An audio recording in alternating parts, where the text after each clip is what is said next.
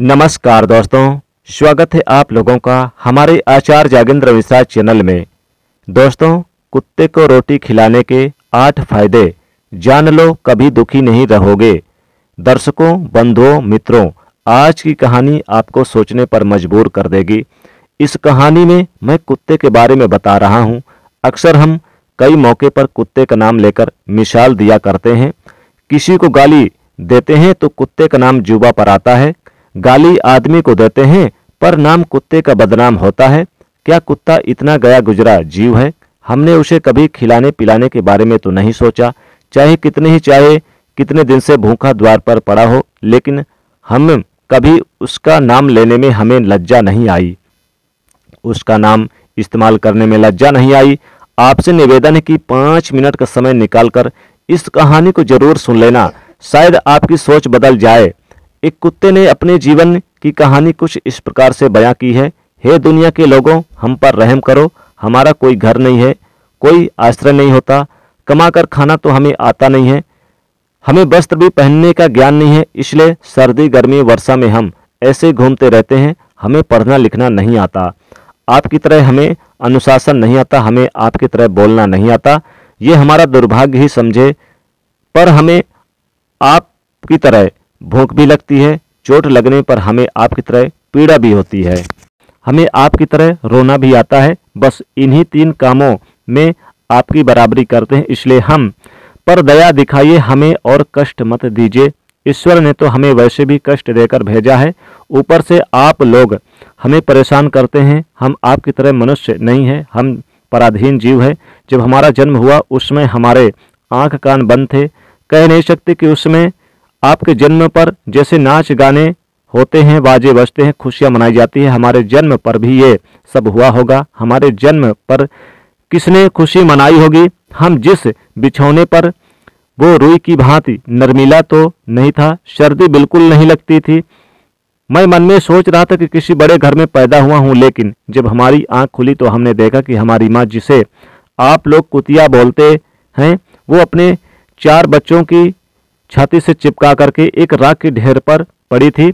हम 4 भाई थे, बाकी 3 भाई को लाल और भूरे रंग के थे और मैं अकेला काला था। सबसे छोटा मैं ही था, इसलिए कमजोर था। मेरी माँ हम लोगों के पास तब आती क्योंकि उसे भी अपने भोजन की व्यवस्था करनी पड़ती थी। यदि वो न खाती तो हमें दूध कहाँ से पिलाती? उस एक पर हम 4 निर्भर थे। वो बेचारी अपने भोजन के लिए इधर उधर दौड़ती रहती, कभी भोजन मिल जाता था, कभी नहीं मिलता था, लेकिन वो हमेशा हम चारों का बड़ा ख्याल रखती थी।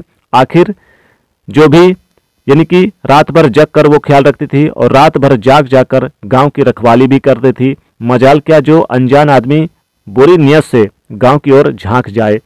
दूसरे गांव के कुत्ते भी हमारी माँ के डर से गांव में नहीं आते थे। गांव के किसी किसान की खेत में कोई सांड या फिर नील गाय फसल खाने आती तो हमारी माँ उसे दौड़ा दौड़ा कर भगा देती। गांव वालों के लिए इतना सब कुछ करने के बाद भी कोई हमारी माँ को स्वेच्छा से भोजन नहीं देता था।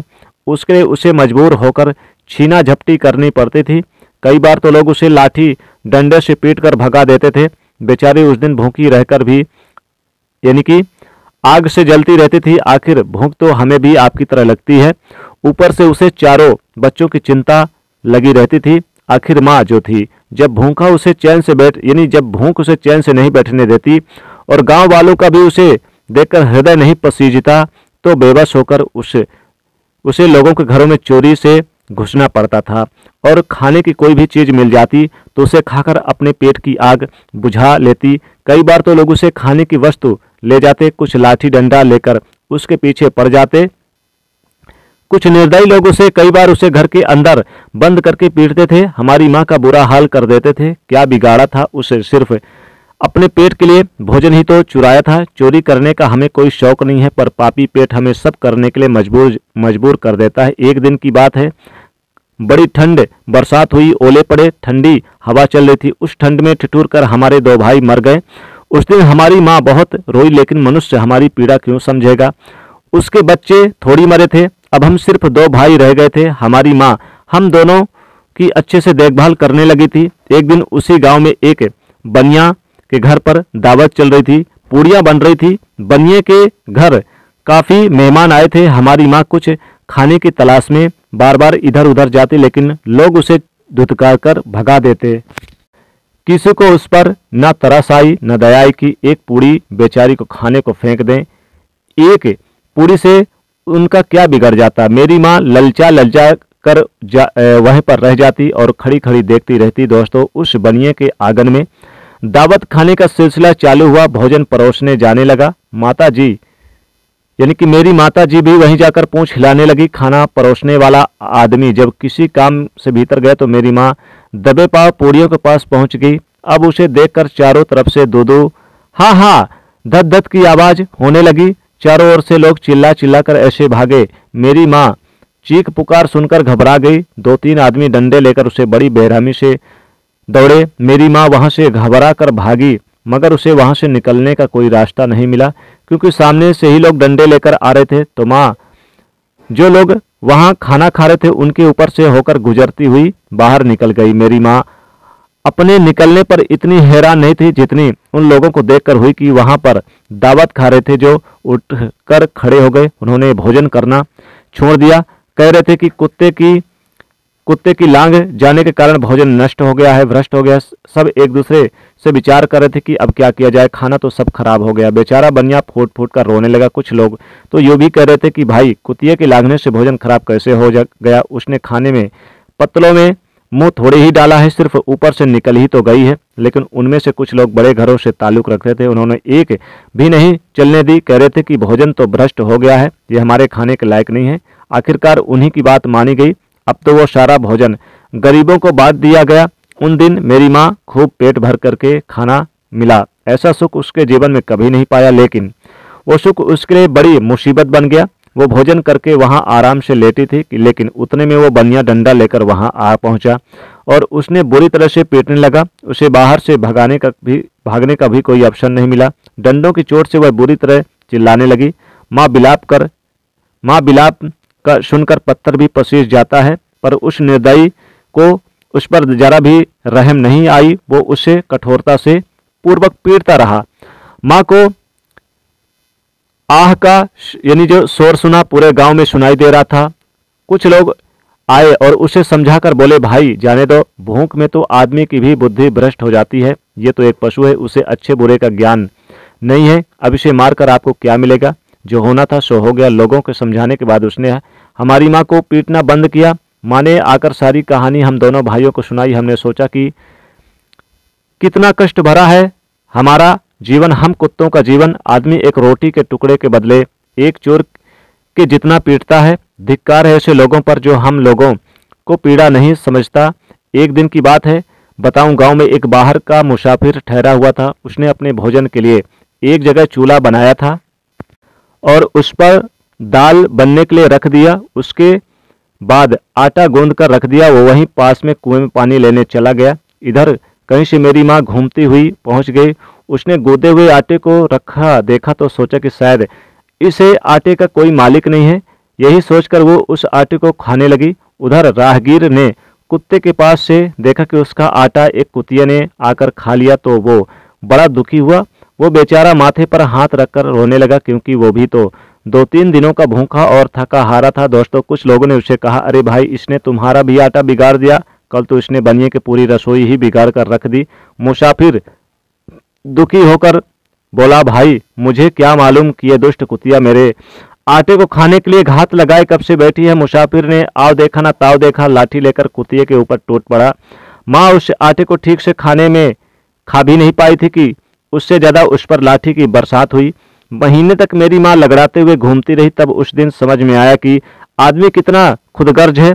हम उसका कोई काम करते हैं तो वो हमें नहीं समझता। हमारी कमी यह है कि हम उन्हें मतलबी इंसानों के अधिकार यानी कि अधीन ही रहना चाहते हैं। जो हमें कष्ट देता है वो हमें प्यार से खिलाता है, हम उसके कितने काम आते हैं ये नहीं पता। उसके घर की रखवाली तो हम ही करते हैं, साथ ही साथ और भी बहुत सारे लाभ है जिन्हें मनुष्य नहीं जानता। यदि वो हमें रोटी खिलाने के फायदे जान जाए तो बहुत से अपने जीवन में होने वाले नुकसान से बच सकता है।